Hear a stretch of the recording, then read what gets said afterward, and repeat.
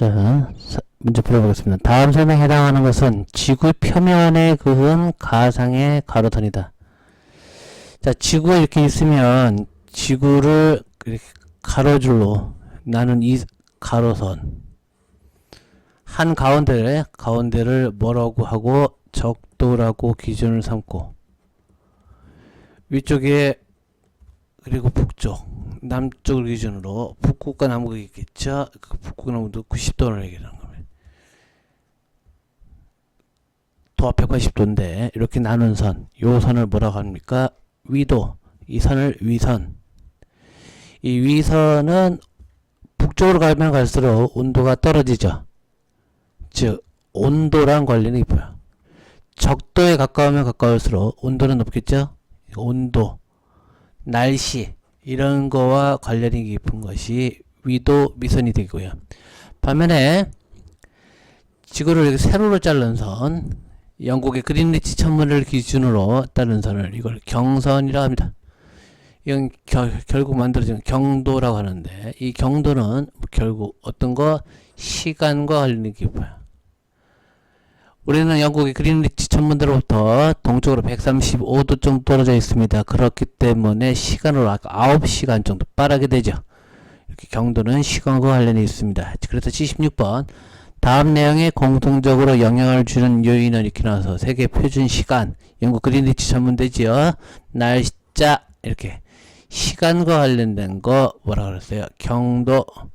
이 선을 무슨 선? 경선. 경하고 위의 차이점만 기억해 두시면 되는 문제였죠.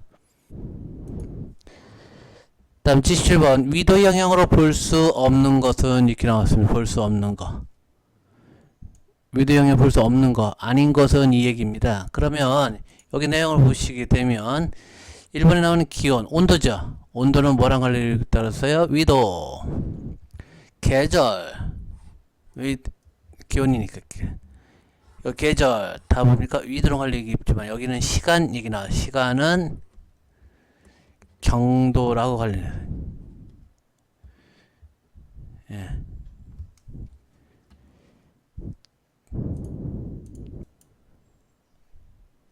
다음 내용에 해당되는 위치 표현 방법은 어떤 것을 상징적으로 표현하는 건물이나 조형물 등을 말하면 것으로서 우리나라의 경우는 남대문, 숭례문이 있고 프랑스 파리에는 에펠탑, 중국의 베이징에는 자금성이 있죠. 이런 식으로 그 어떤 건물이나 하는 거를 랜드마크라고 합니다. 뭐라고요? 랜드마크.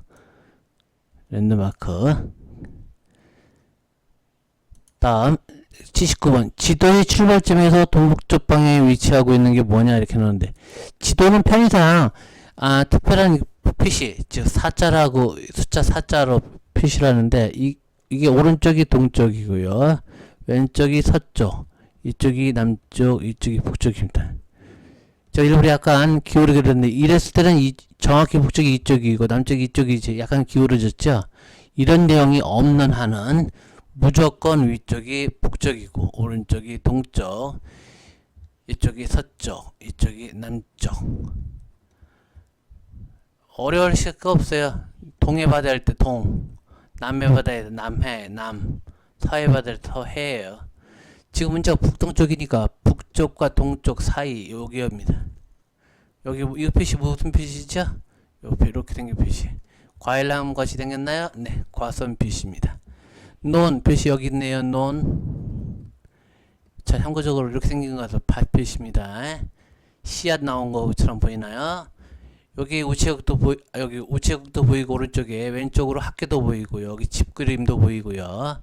이쪽 요게 성곽입니다. 성.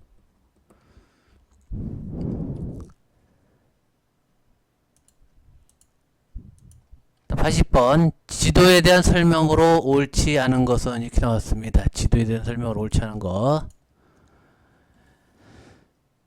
표면의 지리적 현상이 약속된 기호로 나타난다. 맞고요.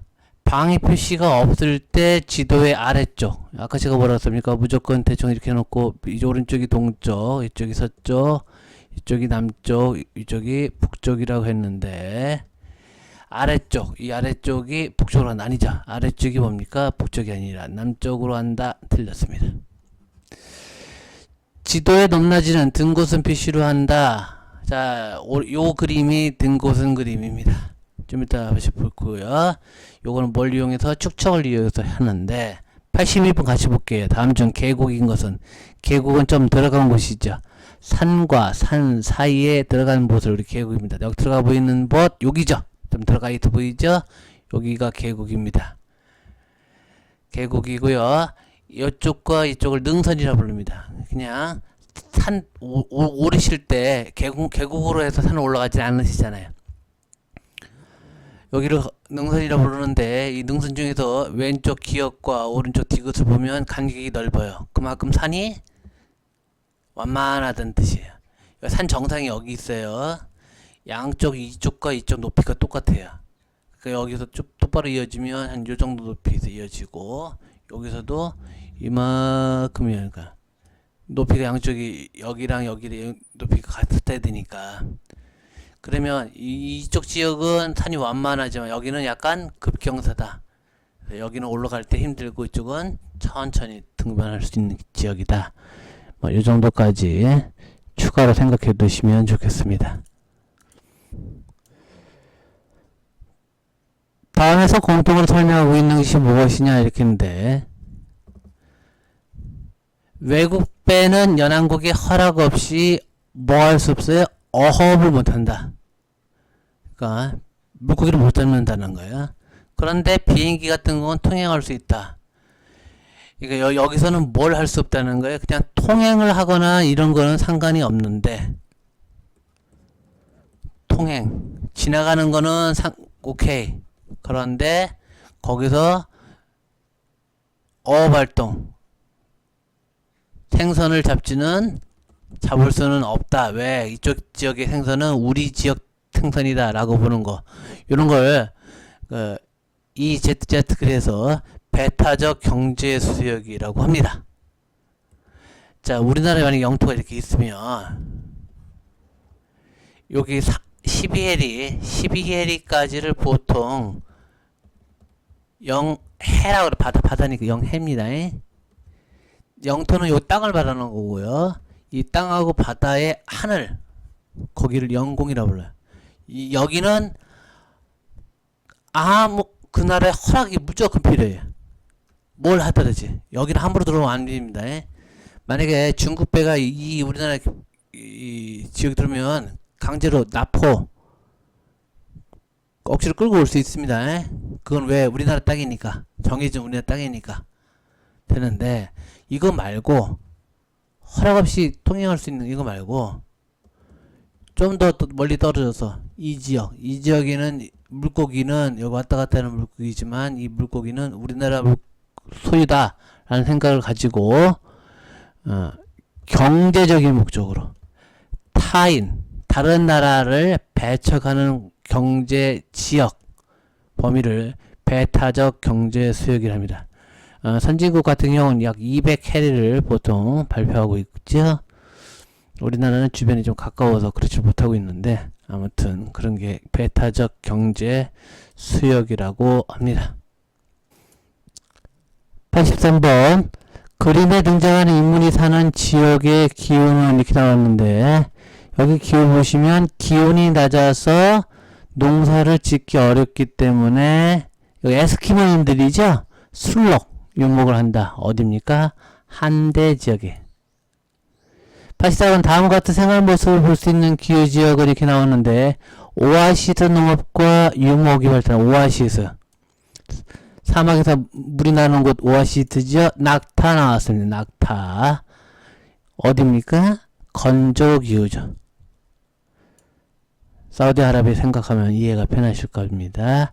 85번 지중해성 기후지역을 여행할 때 흔히 볼 수 있는 것 이렇게 나왔는데, 지중해성 기후의 특징은 겨울철에 비가 많다는 거예요. 우리나라에서는 겨울철에 비가 적죠. 강수량이 적은데 비가 많습니다. 우리나라의 강수량 특징은 여름철에 집중하지만 이 나라는 오히려 여름철보다는 겨울철에 비가 더 많다. 지중해성 기후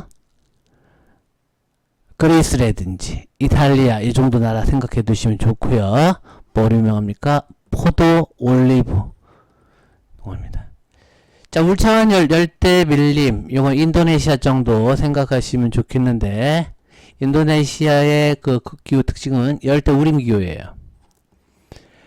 열대 기후가 두 종류가 있습니다. 열대 우림 기후하고 열대 사바나가 있어요. 사바나는 동물의 천국이라고 부르는 해서 뭐 개그 프로에서 사바나의 아침이라는 개그 프로도 굉장히 오래된 프로그램이지만 그런 프로그램도 있었죠. 여기서 사바나 말하는 키가 큰 풀이라든지 야생동물, 뭐 기린 이런 것들이 등장하는 거 열대 사바나입니다. 열대 밀림은 열대 우림이고요. 다음 이동식 가옥, 요거는 건조기후 지역에서의 특징이다 보시면 됩니다.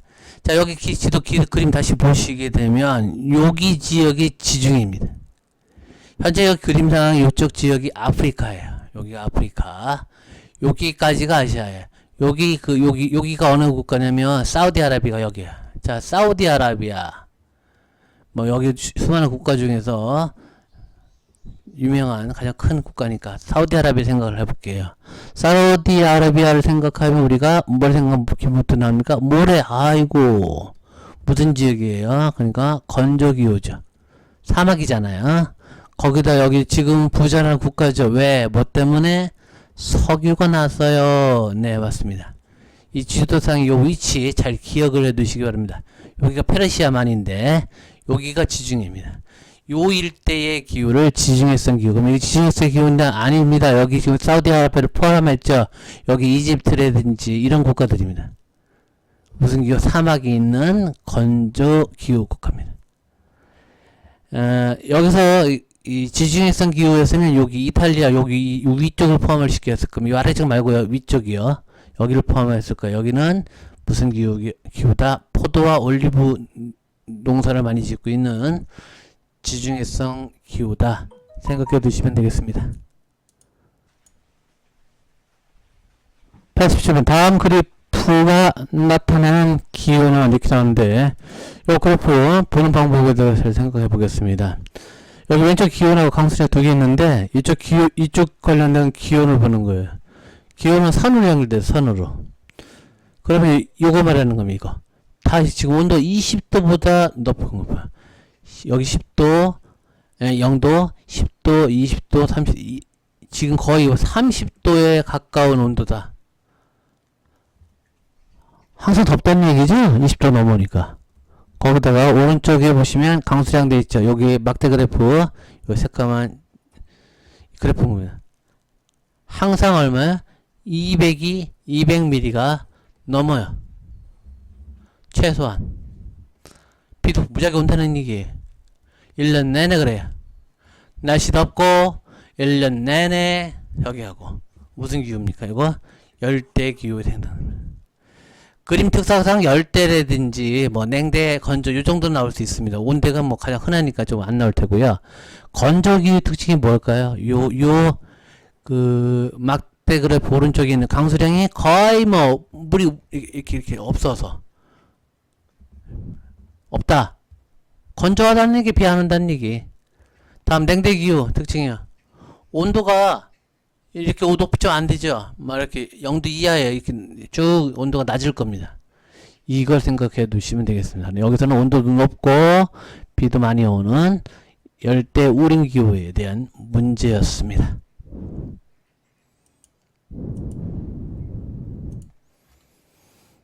88번 기후 요소에 해당하는 것을 보기에서 고른 것은 이렇게 나오는데 기후 요소라고 하는 것은 기후인자 중에서 기후인자에 의해서 변하는 것을 요소로 합니다. 자, 기후 요소는 일단 변하는 거예요. 매일매일 달라지는 거. 기온 매일매일 달라지죠. 더울 때도 있고 추울 때도 있고 비 올 때도 있고 안 올 때도 있고 이렇게 매일매일 달라지는 거 요거를 우리가 기후 요소라고 하고요. 지형, 땅 모양이 하루아침에 갑자기 변하지는 않잖아요. 지형이 산이었다가 갑자기 바다로 바뀌는다든지 강으로 바뀔 수는 없잖아요. 해발고도 산의 높이가 갑자기 뭐 500m짜리 산 100m가 갑자기 1m짜리로 둔갑할 수 이런 건 없어요. 이렇게 변하지 않는 거 요거를 기후 인자라고 합니다. 다음 89번 다음과 같은 피해를 주는 자연재해가 뭐냐? 강풍, 강한 바람, 집중호우. 자, 바람이 있고 비 온다. 뭡니까? 우리나라에 영향 주는 거 태풍입니다. 태풍. 한파 추위는 겨울에 있는 거죠? 참고적으로 보시면 되고요. 90번 기역과 니은에 들어갈 말이 뭐냐 이렇게 나왔는데 내용을 보시면 늦봄 초여름. 우리나라로 얘기하면 한 4월 말에 5월에서 5월 정도 보통 여름 되기 전에 영동지방 무슨 얘기냐면 자 지구 이렇게 한 번 더 이렇게 있다 칩시다. 그러면 여기 태백산맥이 이쪽이 있죠. 이 태백산맥의 오른쪽을 영동이라고 합니다. 강릉 생각하시면 이해가 되실 거예요. 강릉. 이 반대쪽 영서지방에는 춘천. 이렇게 생각해 두시면 되는데 여기 이쪽에서 오츠크의 기단 여기 있는 오츠크의 기단의 영향을 바람이 불어오는데 이게 이제 그 지리학 용어로 팬 현상이라고 하는 현상이 있습니다. 정확한 수치는 좀 틀린데 간단하게 설명을 드리면 이 온도가 이렇게 바람이 이쪽에서 이렇게 불어올 때 이 태백산맥을 넘어가게 되죠. 그러다 보니까 여기서 오는 그런 것들이 이쪽이 산을 넘어가면서 비를 다 뿌리고 넘어가요. 그러니까 구름이 다 오는데 이 비바람이 아니면 또는 습기가 많은 바람이 이 산을 넘어가기 전에 이쪽에 비를 다 뿌려요. 그러면 뿌리면서 건조해지죠. 또 이게 더 다운되면서 온도가 뭡니까? 더 올라요. 떨어질 때는 100m당 0.5cm 떨어지고 올라갈 때는 1도씩 올라갑니다. 이건 뭐 나중에 과학 시간에 좀 배우시면 되겠고요. 아무튼 이런 팬 현상에 의해서 온도가 높고 건조한 바람이 불어요. 자, 온도가 높고 건조한 바람. 쉽게 이해하려면 그 헤어드라이기 생각하시면 이해가 편할 겁니다. 온도 높지요? 뜨거운 바람. 그러면 이쪽에 있는 즉 이쪽 지방이 무슨 지방이에요? 영서지방이에요. 영서지방에 뜨거운 바람이 계속 몰아붙이는 거예요. 땅이 뭐겠어요? 건조해지겠죠. 자, 그러면 결론부터 보겠습니다. 이러한 바람을 보내면 높새바람이랍니다. 예, 높새바람은 우리나라 표현으로 얘기하면은 이쪽 동북 쪽에서 불어오는 바람이다 이런 뜻이에요. 원래 이게 순수한 우리나라 말인데 아무튼 그렇고요. 이 높새바람에 넘어서 바람이 이렇게 불어오게 되면은 어느 지방에 영서지방에 온도가 낮으니까 무슨 피해? 가뭄 피해가 야기되죠. 가뭄. 예, 높새바람 가뭄. 어이구 제가 문제 잘못 만들었네요. 하나 같아. 네, 바람으로 하나 고치겠습니다.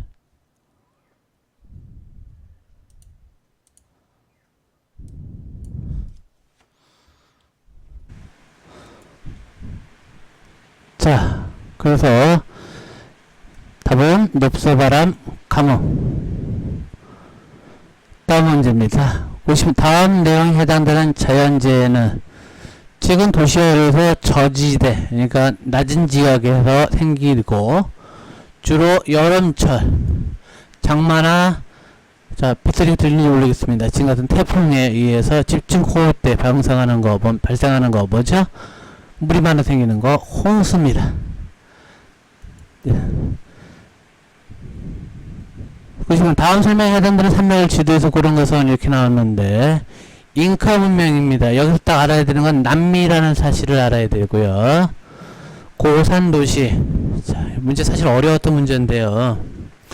지금 여기 그림 보시게 되면 여기 A, B 지역 이어서 이렇게 C 지역, D 지역 그리고 여기서 여기까지 이렇게 요 제가 이제 빨갛게 하는 요 일대 지역이 지진 활동이 심한 구역이에요. 심한 지역이. 그 중에서 여기 그러니까 ABC 다 지진 활동이 그 중에서 산이 있고 과거에 잉카 문명이 있던 지역 남미, 페루 이쪽 D가 해당됩니다.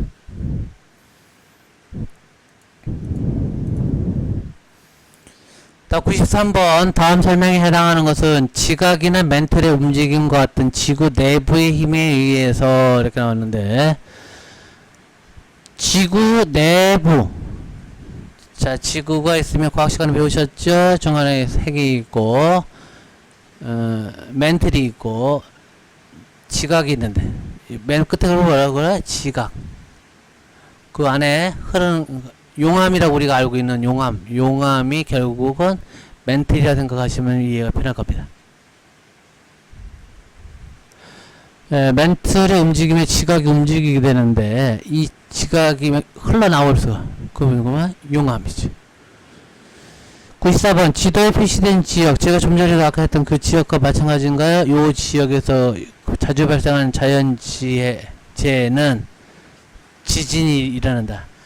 자, 요거를 나중에 고등학교 배우시긴지 모르겠지만 환태평양, 여기가 태평양이에요. 환은 고리죠, 고리. 여기 고리같이 생겼죠? 그래서 환태평양 조산지대입니다. 이거 쉬운 말로 자연재해가 많이 일어나는 곳 환태평양 지역입니다.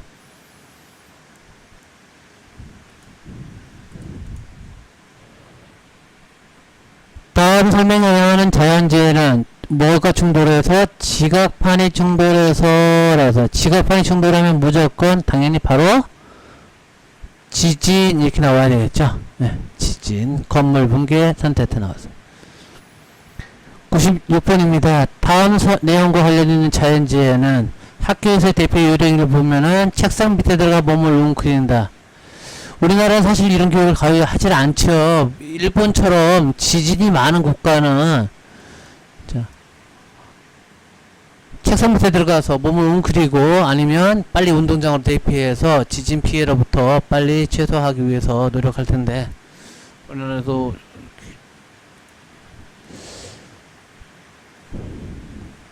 97번 다음에서 설명하고 있는 자연재해는 열대지방 바다에서 발생해서 우리나라 같은 경우는 주로 필리핀에서 발생하죠. 필리핀에서 발생해서 이동하는 열대성 뭐합니까? 저기압으로써 바람과 호우, 비가 많이 온다. 뭐지요? 태풍. 걱정입니다. 태풍 많이 오면. 98번 다음 자연 경관을 볼 수 있는 국가는 빙하의 침식장으로 형성된 골짜기 U자국이 들은 피오르드 지형이다. 자, 예, 다음에서 노르웨이 피오르드를 이미지 검색을 해보면 다음과 같은 그림들이 좀 나오게 됩니다. 이해를 하기 위해서 피오르드가 뭔지를 잠깐 설명을 드려보면 가장 이해가 편한 그림은 자, 요 그림을 보시면 산 위에서 물이 막 흐르죠.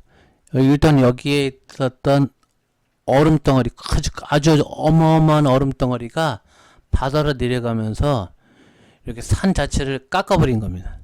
이렇게 보시면 왼쪽 그림에 아주 완전히 깎아버렸죠? 예. 이렇게 깎아서 여기에 뭐가 흐르게 되냐면 여기 조그만 배가 흐르는 것도 보이시나요? 아주 엄청난 큰 유람선인데 불구하고 이런 유람선들이 지나갈 수 있을 정도로 경관이야. 자, 스칸디나비아 3국에 있는 노르웨이의 한 피어르드 그림이었는데 가보고 싶은 곳이죠. 예, 그렇습니다. 99번입니다.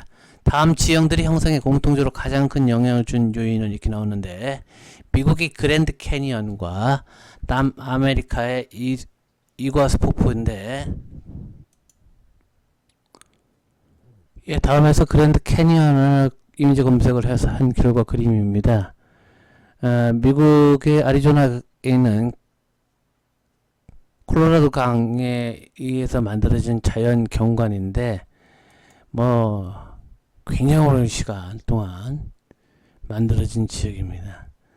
뭐 여기를 보려면 헬기 투어를 하게 되는데 경관을 보시게 되면 아주 환상적인 경관들이 많이 보이죠. 서부 영화의 한 장면 같은 모습도 많이 보이고요. 뭐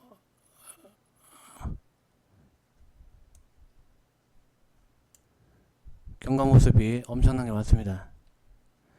뭐 신이 만들어낸 경관 모습들 잘 보이는지 모르겠지만 이런 경관 모습들이 보이게 되는 곳 여기 어디냐? 그랜드 캐니언입니다. 여기 보시면 지금 물이 흐르는 강물이 보이는 거 보이나요? 일부 지역도 있고요.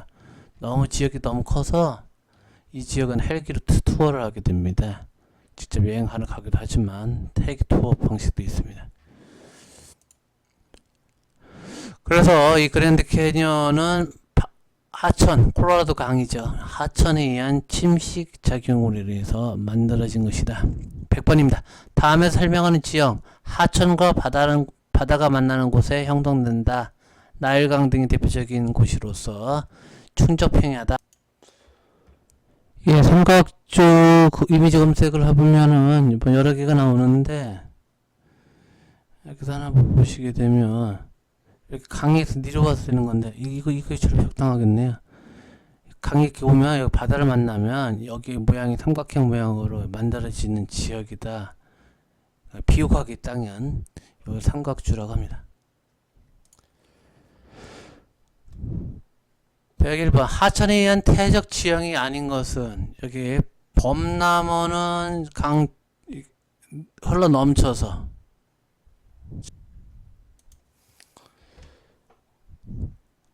예, 다음에서 검색을 하면 이미지 검색 중에서 요게 제일 적당한 것 같네. 이게 산입니다. 이게 너무 짧게 만드는 건데 간단하게 산에서 이 계곡물이 흘러내리죠. 여기야 맨 처음 만들어진 요런 지역을 우리가 선상지라고 합니다. 이 물이 흘러 강이 되고 주변으로 이렇게 물이 흘러 넘치죠. 이 지역 여기 지역에는 농사 짓는 논도 있고 막 밭도 있고 그러겠죠. 사람 사는 곳 여기가 범람원이에요. 그래서 얘가 이제 강물이 흘러서 나중에는 바다로 가죠. 바다로 가면서 유속이 느려짐에 따라서 쌓이는 삼각형 모양으로 생겼던 삼각주. 여기 선자도 부채 모양같이 부채 선자를 써요. 그래서 부채 모양같이 생긴 땅이다라도 선상지인데 아무튼 여기 선상지 범람원 삼각주는 이 물이 그러니까 시냇물이 결국 강물돼서 바다에 이르기까지 생기는 형성되는 지형들이다. 이렇게 보시면 되겠습니다. 그래서 아닌 것은 답은 파식대 이거 파도에 의해서 만들어진 지형입니다. 102번 다음에서 설명하는 지역 밀물 때는 물에 잠기고 떨물 때는 드러나는 지형으로서 재정작용하고 소금으로 먹고 사는 식물도 있는 곳 어디입니까? 갯벌. 103번 다음에서 설명하는 지형은 조류, 바닷물에 의해서 운반된 모래나 점토가 쌓여 생기는 곳, 바다 오염을 막아주는 정화 기능들을 하고 각종 어패류, 조개라든지 등등이 채취되거나 염전으로 이용된다. 어디죠? 갯벌. 104번입니다. 다음 같은 도시 문제가 나타난 근본적 원인은 자, 주택 문제, 주택이 없다, 집이 없다, 쓰레기 문제, 공기가 나빠졌다, 대기 오염, 교통 혼잡, 다 왜 그래요? 사람들이 다 도시로 몰린 현상 때문에 도시화. 여기서는 도시화의 내용 결국 인구 집중 사업이겠죠. 다음 105번 문제입니다. 다음 현상에 의해 나타나는 도시 문제로 보기 어려운 것은 도시 인구가 짧은 기간 안에 급격히 증가하는 현상을 도시가 도시화 현상이라고 하는데 이 도시화 현상으로 문제점 대기 오염되지요. 쓰레기 배출 문제입니다. 교통 혼잡하죠. 집값은 하락하지 않죠. 집값은 사람들이 도시로 몰리기 때문에 집값은 계속 오르게 됩니다. 그래서 다른 지역 집값 떨어져도 서울 지역 집값이 안 떨어지는 이유가 서울로 사람이 많이 모여서 그렇습니다. 108번 인구의 배출 요인 인구가 떠난다는 거, 배출, 밖으로 빠져나간다. 왜 그 도시에 안 살고 사람들이 밖으로 나가냐? 그 도시가 살만하지를 못하니까. 왜 살지 못하는 안 좋은 동네냐? 임금이 다른 지역보다 낮다. 임금이 낮으면 배출되겠죠. 교육 문화시설이 부족하면 교육 문화시설이 좋은 곳으로 이사 갈 겁니다. 근데 그래서 기업과 리얼 답은 2번이고요. 반면에 많은 일자리가 많거나 주거 환경이 좋으면 사람들이 다 몰려오겠죠. 이거는 흡인 요인이 되겠죠. 흡인. 다음 108번 대함 내용에 해당되는 인구 이동 유형을 찾아라 라고 했는데 미국에 어떤 이유로 오셨나요? 라고 물어보자 여자가 뭐라고 그랬냐면 나는 어디 살다가 멕시코에 살다가 그러니까 멕시코에서 미국으로 이사 온 거예요. 왜? 식품 회사에 취직하기 위해서 먹고 살기 위해서 미국으로 왔다. 자 무슨 이동입니까? 일단 멕시코에서 미국으로 이동하니까 국내 이동이 아니라 국제적 이동이죠. 두 번째 먹고 살기 위해서 경제적 이동일 겁니다. 답은 기업과 니은 1번이 되겠네. 다음 108번 부도심에 대한 적절한 설명. 명동 한복판처럼 좀 발달된 도시 내 한 곳, 이걸 부도심이라 하는데 도시의 일부 기능을 분담한다. 맞죠? 행정 기능을 분담하는 위성 도시는 아니에요.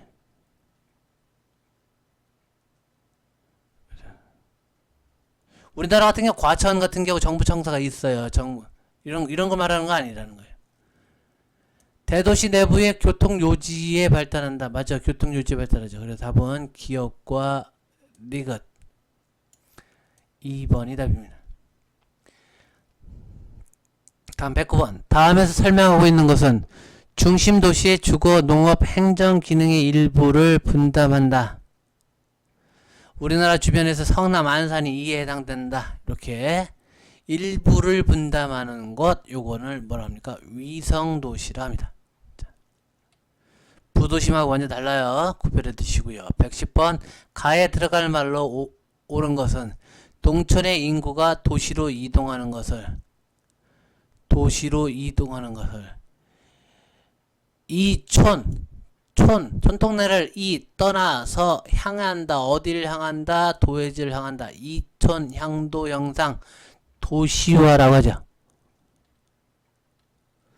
111번. 다음 현상을 뜻하는 용어는 도심 지역에 있던 주택들이 외곽으로 이전하면서 왜 도시 한복판에 도시 한중간에 있는 주택이 왜 외곽으로 이동할까요? 이유는 여러 가지가 있습니다. 매연 등으로 인해서 도시가 안 좋을 수도 있고 또 제일 중요한 거는 땅값이 비싸지니까 오히려 주택으로 두질 않고 땅을 팔아서 거기다가 빌딩을 올리는 경우 때문에 주택이 바깥으로 빠집니다. 이렇기 때문에 낮에는 사람들이 많다가 왜 빌딩에 사람들이 열심히 근무를 하겠지만 밤이 되면 다 퇴근하기 때문에 사람 숫자가 줄어드는 현상, 이거를 인구 공동화 현상이랍니다. 인구 공동화 현상이요. 112번. 다음에 설명하는 용어는 사람과 자연 또는 환경이 서로 조화롭게 그러니까 사람과 자연이 조화롭게 공생 같이 살 수 있는 체계를 만든 친환경 친화적 도시다. 우리나라의 대표적인 도시가 순천시 정도겠다. 순천시 생태 도시 해마다 축제하기도 하죠. 순천. 다음 113번입니다. 다음 설명에 해당되는 지역은 교통이 편리하고 땅값이 비싸다. 왜? 도시 한 중심이니까. 줄여서 뭐라고 합니까? 도시 중심. 줄여서 도심. 주간에는 유동인구가 많고 야간에는 상주인구가 적다. 아까 바로 이걸 무슨 현상? 인구 공동화 현상이라고 하죠. CBD 지역인의 중심 업무 지역. 다음 114번. 다음 설명에 해당되는 지역은 도시의 무질서한 팽창을 막고 녹지 공간, 휴식처를 확보하기 위해 설정한 지역으로 그린벨트 지역이라 해서 난개발을 막고자 했던 그런 목적의 지역, 개발을 하지 못하도록 한 지역이죠. 개발 제한 구역, 일명 그린벨트 지역입니다. 115번. 인간이 태어나 자신이 속한 사회에서 제9시를 다하기 위해서는 그 사회가 기대되는 행동 양식, 규범, 가치 등을 배워야 하는데 이러한 과정을 뭐라고 하느냐? 인간이 태어나서 뭔가를 배우는 거, 사람답게 살기 위해서 배우는 거, 맨 처음 과정을 사회화 과정이라 합니다. 뭐라고요? 사회화 과정. 사회화 과정. 그러면 116번처럼 다음 내용에 해당되는 것은 가장 기초적인 사회 과정. 맨 처음에서 태어나서 어디서 배웁니까? 집에서 배우죠. 집 어디요? 가정에서 배웁니다. 가정교육이 중요하다는 거예요. 117번. 다음 밑줄 친 내용을 가리키는 개념은 1920년 인도의 늑대굴에서 발견된 소녀가 발견됐는데 처음에 이 사람 친구들이 말도 못했지만 나중에 사람들과 함께 교육을 받은 결과 인간 생활을 적응하였다. 이걸 뭐라고 합니까? 사회화라고 합니다. 예, 다음에 해당되는 개념이 뭐냐 이렇게 나왔는데 개념 내용을 읽어보면 노인을 대상으로 한 스마트 교육을 실시했다. 인간 태어나면서 가정부로부터 배우기 시작하는 것을 사회화 과정이라 하는데 그거 말고 나이가 들어서 아니면 세월이 흘러서 꼭 필요에 의해서 다시 배우는 거, 새로운 걸 배우는 걸 우리가 뭐라고 합니다? 재사회화랍니다. 나이가 들어서 취업을 하기 위해서 새로운 걸 또 배우는 거, 이거 역시 재사회화라고 합니다. 119번. 다음 글에 나열된 사회적 지위 중에서 성격이 다른 하나는 지위는 크게 자기가 태어날 때부터 만들어진 성취 지위가 있고요. 성취. 태어날 때부터 정해진 거, 이걸 우리가 귀속 지위라고 합니다. 속했다. 반면에 자신의 노력에 의해서 정해진 성취했다. 성취 지위를 하는데 학생회장이라든지 선생님 그리고 또 대학 교수 이런 것들은 다 자신의 노력에 의해서 만들어지는 건 반면에 큰아들 문제는 자신의 노력하고 상관없이 정해진 거죠. 그래서 1번 기억은 귀속지위에 해당됩니다. 120번. 두 사람의 대화 내용에 해당되는 실업의 종류는 이렇게 나왔습니다. 두 사람 대화 보면 하던 일이 적성에 맞지 않아서 이렇게 적성에 맞지 않아서 나도 직장을 그만둬서 월급이 적더라도 여가 시간이 많은 곳을 찾아볼 거야 라고 하는데 요런 실업을 우리가 무슨 실업이라 하면 마찰적 실업이랍니다. 마찰이라는 거는 뭔가 사장님하고 마찰 때문에 아니 주변 동료하고 마찰 때문에 아니면 내 자신의 내 의지랑 마찰 때문에 즉 마음에 안 맞아서 이 남자분은 적성에 맞는다라고 여자분은 여가 시간이 없다는 게 마음에 안 맞아서 그만두는 실업, 이런 실업을 우리가 마찰적 실업이라고 하고요. 계절 때문에 내가 겨울에 스키 강사인데 여름에는 스키를 탈 곳이 없어요. 그래서 나는 실업자야. 이런 실업자를 우리가 계절 때문에 생긴 실업이라서 계절적 실업. 다음에 산업 구조 때문에 산업 구조가 좀 어려워하시는데 산업 구조가 간단해요. 과거에는 컴퓨터가 없던 세대예요. 뭐로 했던 세대입니까? 손, 전자계산기 또 해결됐던 시대에서는 쓸모가 있었어요. 예를 들면 화장대기 주판이 주판. 계산기가 나오기 전만 하더라도. 근데 지금 다 컴퓨터로 다 알아서 하죠. 이름으로 인해서 실업자예요. 컴퓨터가 도입됨으로 인해서 기계가 대신해주면서 자기의 직업이 사라지는 거, 이런 걸 우리가 구조적 실업이라 하고요. 다음 경기적 실업은 불경기라서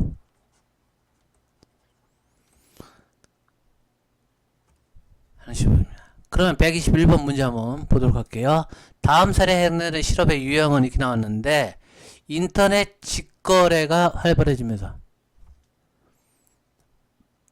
컴퓨터로 직거래하면서 영업사원이 실직하였다. 뭐 따라 그러니까 산업 구조가 컴퓨터로 대신하죠. 기계가 대신해 주잖아요. 사람이 하던 일을 이제는 컴퓨터를 통해서 직접 하기 때문에 이런 거를 우리가 구조적 실업이라 합니다. 다음 112번. 보기에서 실업의 종류와 그 원인이 바르게 연결된 것은 이렇게 나왔네요. 거꾸로부터 먼저 볼까요? 구조적 실업. 기술의 혁신에 따른 산업 구조의 변동. 아까 컴퓨터 이용했던 거. 이런 거로 생기는 실업 맞습니다. 다음 경기 불황 때문에 맞습니다. 개인의 더 나은 직장 탐색. 나는 이거를 하고 싶어. 그래서 내 적성에 맞지 않아서 아까 뭐라고 그랬어요? 이런 걸 마찰적 실업이라 합니다. 마찰적 실업.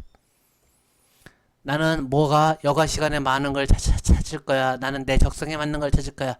걔네 더 나은 직장 탐색. 이거를 우리가 마찰적 실업이라 하고요. 일할 의사와 능력이 부재. 이거는 아예 실업 자체 쪽에서 보지를 않고 있습니다.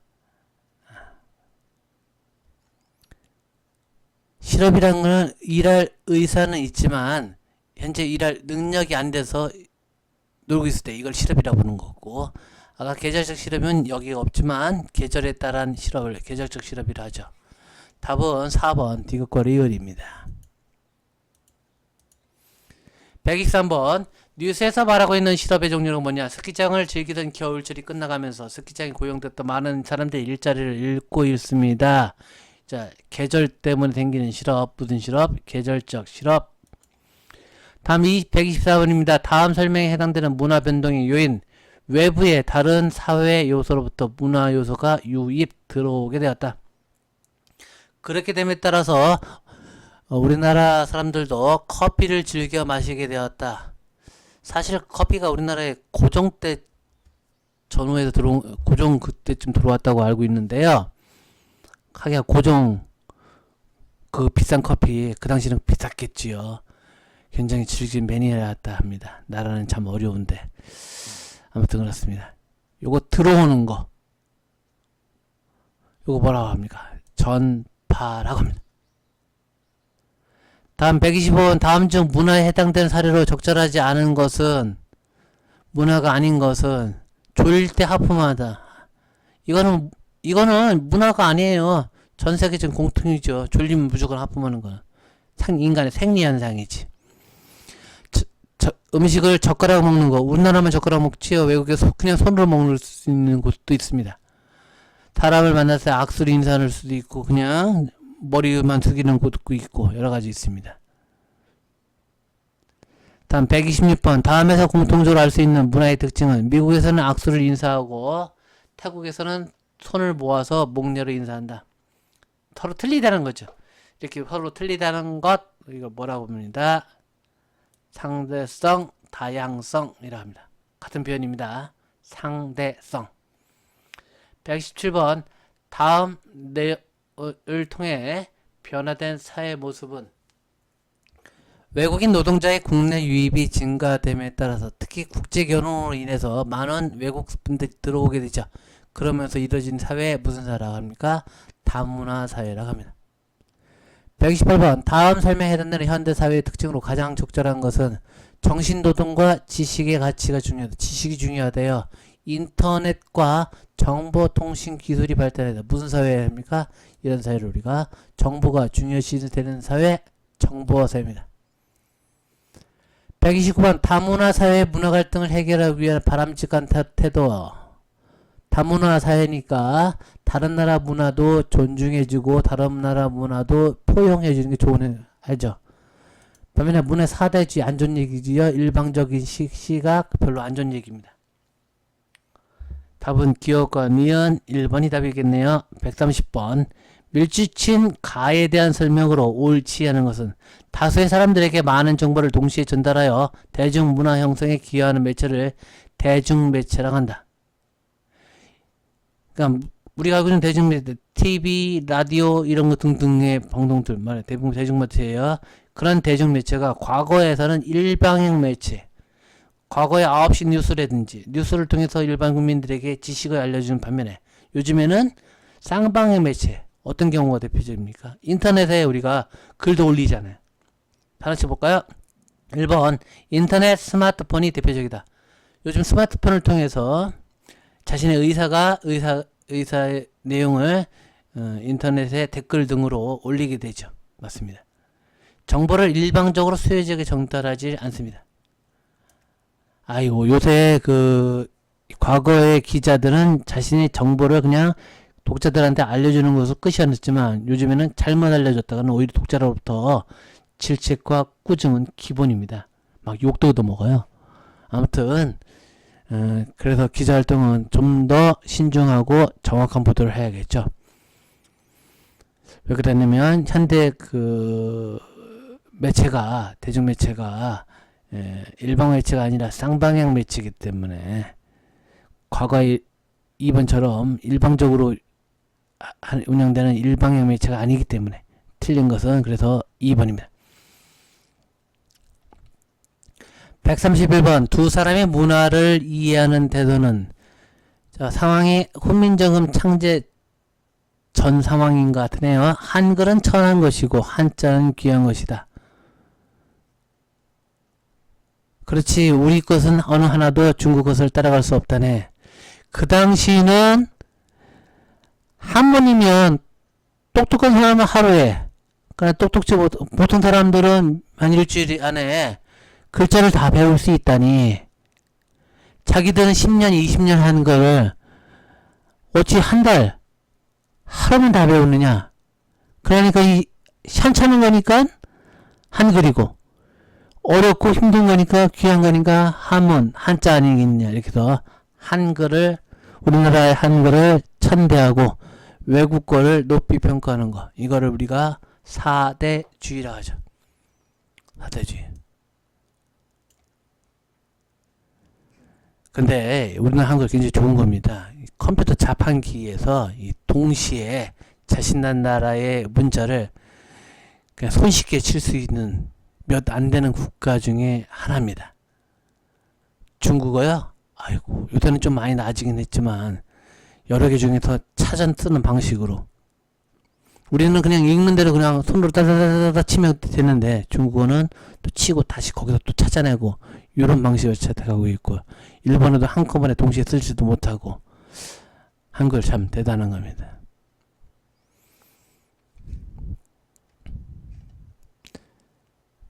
다음 32번 다음에서 설명하고 있는 문화 이해 태도는 자기 나라 문화를 무시하거나 낮게 평가하고 다른 사회의 문화를 좀 더 좋은 것으로 여기서 동경하는 태도. 좀 전에 한자 문제처럼 이런 걸 뭐라 부릅니까? 문화 사대주의라 합니다. 사대주의.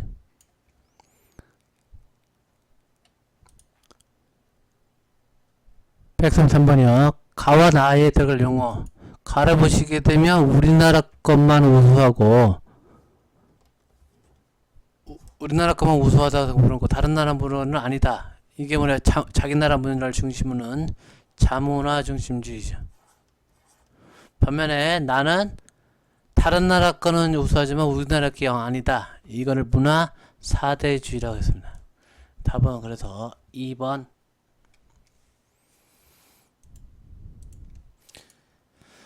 134번 문화 사대주의 관점 우리나라 건 아니고 외국 거만 무조건 최고야 라고 하는 관점. 1번 나무에 의해서 생활하는 민족 우리보다 미개 이거는 자문화 중심주의죠. 2번 서양의 옷은 한복보다 모든 면에서 고급스럽고 세련되었어 이거는 문화 사대주의 다른 나라가 좋다라는 거. 3번 이슬람교의 돼지고기 금식은 기후 때문에 생기는 여러가지 생각이야. 아니면 4번처럼 다양한 장례 풍습은 역사와 관련이 깊어서 존중해줘야 돼. 상대방을 이해하는 거. 이거는 문화 상대주의. 좋은 개념이지요. 네. 다음 135번 대화에서 영희가 문화를 바라보는 영희가 여자분이네. 여자가 보는 문화 태도 뭐라고 그러냐면 각각의 문화는 고유한 가치가 있으므로 가치를 가지므로 좋고 나쁨, 좋은 건지 나쁜 건지에 대한 평가를 할 수 없다. 문화는 상대적인 것이다. 문화 상대주의.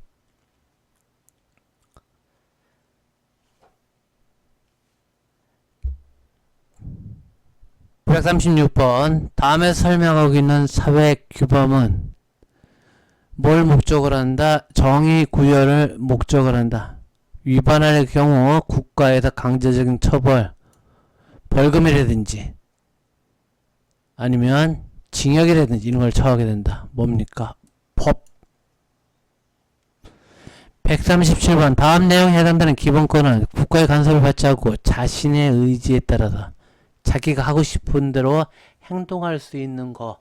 이건 내 자유야 하는 그 권리, 자유권입니다. 인간다운 생활을 할 수 있는 것을 요구할 수 있는 게 이게 사회권이고요. 뭔가를 국가한테 뭔가를 해주십시오. 이걸 무슨 권리? 청구. 그냥 요금을 청구한다. 요금을 내라. 하고 요구하는 거. 이렇게처럼 이해를 해주시면 편하겠네요. 청구권.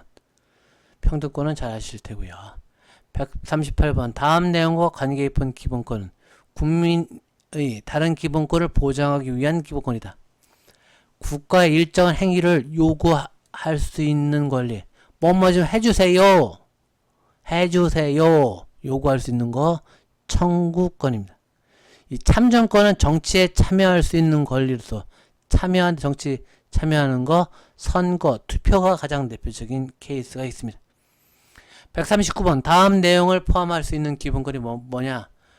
법률에 의한 재판을 받을 수 있는 권리.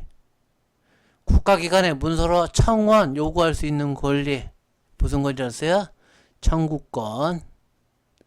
다음 내용에 해당하는 정치 참여 방법은 민주주의 꽃이라고 불리며 자유민주주의 기본 원리는 국민주권주의를 실현하는 가장 기본적인 방법은 그래서 꼭 하라고 독려를 많이 하지요.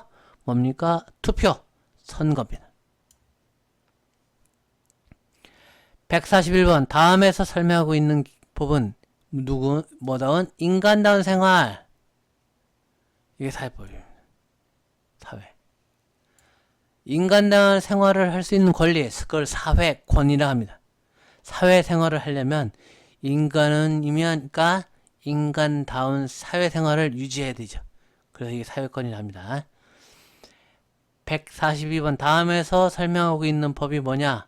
모든 법률의 토대가 되는 최상위 법이다. 가장 위에 있는 법이다. 법 중에 가장 이렇게 보면은 헌법재판소. 그래서 국민들에 의해서 만들어진, 원래 만들기는 국회에서 만들지만 국민들에 의해서 최종 결정이 됩니다. 국민들이 찬성을 할지 반대할지에 따라서 반대가 더 많으면 통과 못하는 그런 헌법. 1987년에 개정된 게 가장 최근 거죠. 아무튼 국가의 기본 최고 통치법, 그 법의 헌법입니다. 143번 다음 사건에 해당되는 재판의 종류는 이렇게 나왔는데 지방신문인가 보다. 뭐뭐 일부에 뭐뭐뭐 지방경찰청에서 무슨 검사가 폭행한 사람에 대해서 폭행죄 문제로 법원에 재판을 청구하겠다. 검사 나왔으니까 무슨 재판입니까? 형사재판입니다. 다른 재판에서는 검사 없지요. 다음 114번입니다. 기억과 니은에 들어갈 용어로 바르게 짝져진 것은 이렇게 나오는데 기억에 보면 금전거래 등을 둘러싼 개인 간의 분쟁, 이걸 뭐라 부릅니까? 민사. 두 번째 니은 폭행이나 사기, 폭행범, 사기꾼 이런 어떤 범죄, 이거 무슨 재판? 형사재판. 그래서 기억은 민사재판이고 니은은 형사재판에 해당됩니다. 145번 우리나라에서 기역이 시행되는 목적. 여기 기역 보시면 우리나라는 3번까지 재판을 받을 수 있어 라고 해서 이걸 일명 삼심제라고 합니다. 3번 재판받을 수 있는 권리. 이유가 뭡니까? 혹시 모를 재판에 대해서 불합리한 것이 없도록 합리적이고 공정한 재판이 이루어지기 위해서 실시하는 제도입니다.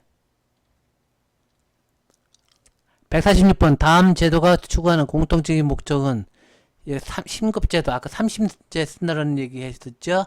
지방법원, 고등법원, 대법원 이런 식으로 보통 3심제라든지 아니면 사법부의 독립 이런 목적은 뭐 때문에 공정한 재판, 심판을 위해서 그렇습니다.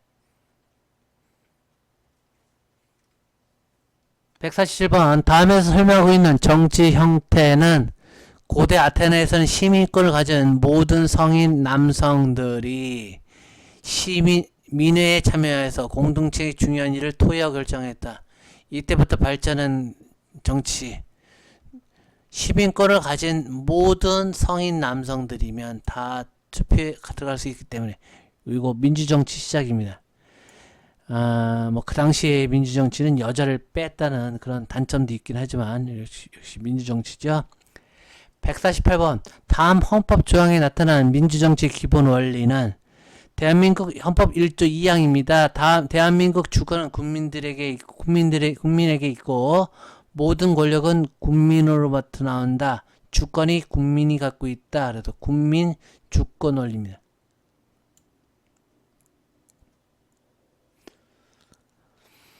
149번 민주정치 기본 원리로 적절하지 않은 것은 국민주권 주권은 국민이 갖고 있어야 된다. 국민주권 좋고요. 국민자치 지방자치제 우리나라에서 실시하고 있죠.